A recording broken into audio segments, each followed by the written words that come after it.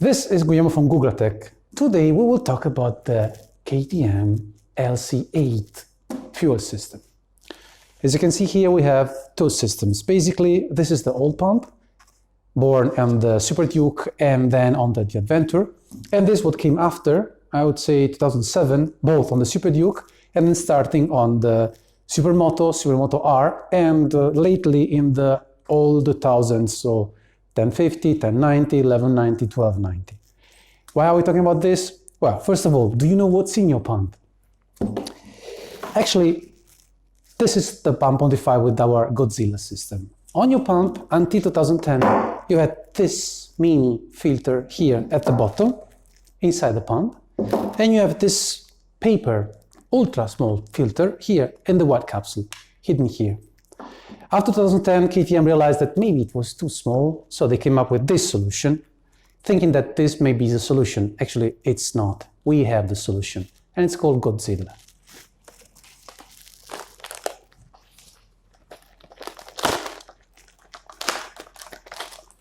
This is how a filter is supposed to be.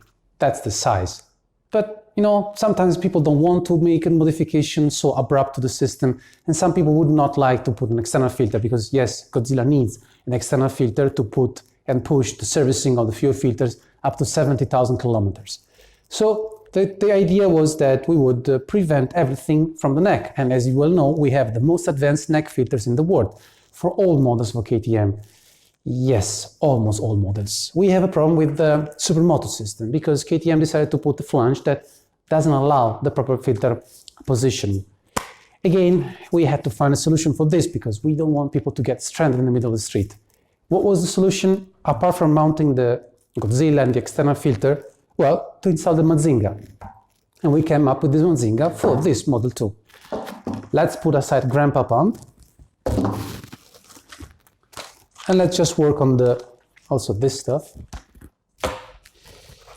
So the base of the Mazinga concept is fairly simple. Protect everything, cover up everything, and avoid anything to reach the bottom of the pump, thus attacking the strainer and eventually the small filter. This is our Mazinga. It would cover up the whole pump. Why was it super complicated to come up with this? Well, basically because what you have here, it's the one with the fuel level sensor on top of the pump.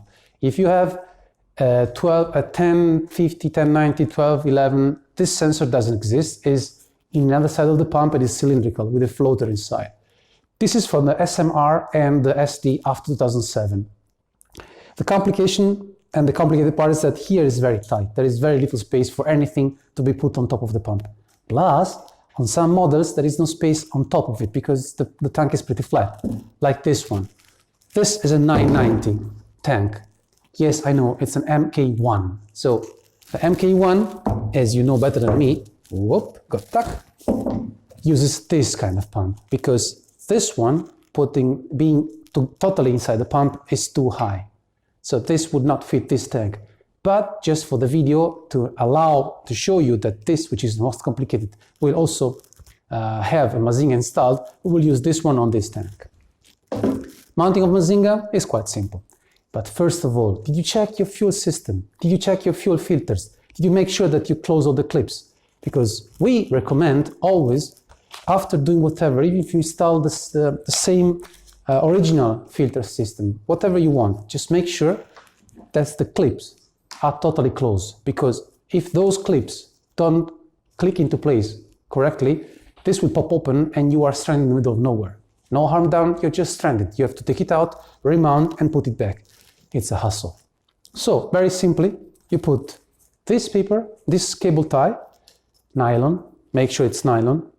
We provide it with our systems, but you can buy it in any Home Depot or any technical shop. Just put it on top. Make sure it's sitting on top of the clips, not at the bottom, not at this level, just pushing the ears toward the center.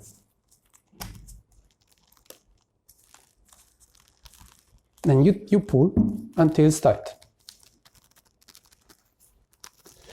This will help you first to check that it's properly closed, and second, it will not allow vibration or anything else or deformation from the metal to pop open the clips again. Now we simply cut it, and it's done until you will have to open it. It's plastic, so it's not a big deal. Make sure to not cut anything else in the process. Pump is ready. Or if you are our customers, you would also receive the special stainless steel nut from us. Otherwise, you can provide it. It's empty, I believe. Mazinga mounting.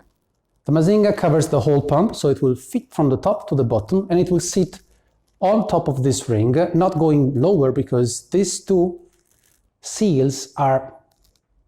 I don't want to be polemic. They're just there, okay? So let's start. Just make sure that everything is properly being covered by the Mazinga. It's tight. It is. It must be like this. This is our Godzilla, so it can be mounted both with the Mazinga system and with the Godzilla. Why would you mount it on with the Godzilla system?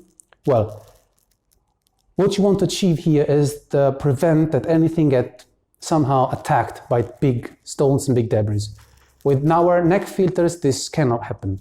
With the Supermoto system that has no way to put any neck filter, this is the best solution. This will cover up everything, preventing and allowing a much, much longer service interval.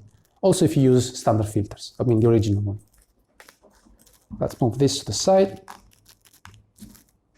Very well. And we keep sliding it up. It's not impossible, it's just long. I'm sorry, there is no other way. It must be tight because at the bottom it must sit very, very tight, or it will never slip back into the pump.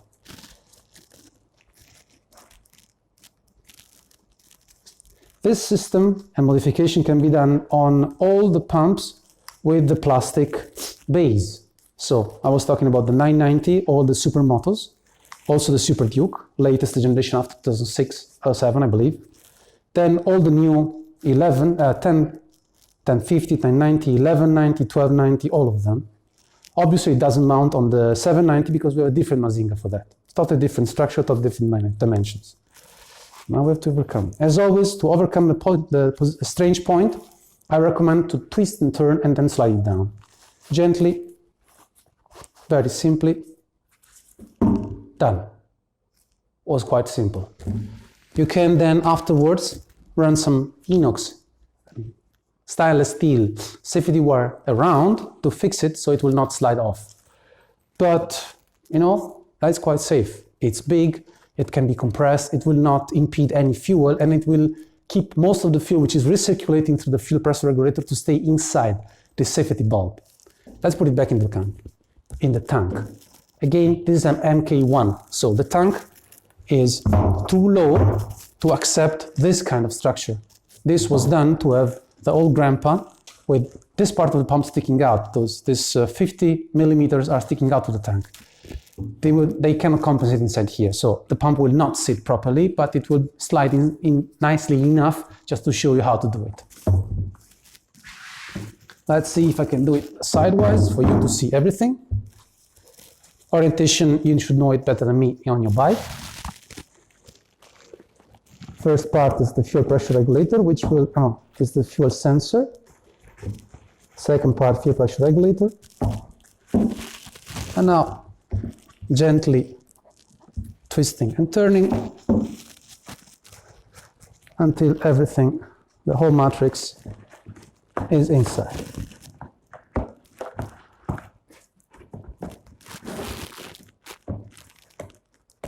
The pump is already heating, so I cannot go any further.